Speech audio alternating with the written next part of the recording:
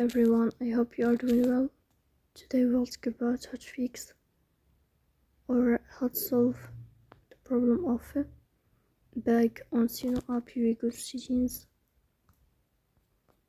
Here we go to apps, default apps, app settings. In this page, if we go to this window of Suno app and we click here in this page, then we click on first stop and we click OK. Here we enter to storage, then we click on clear cache.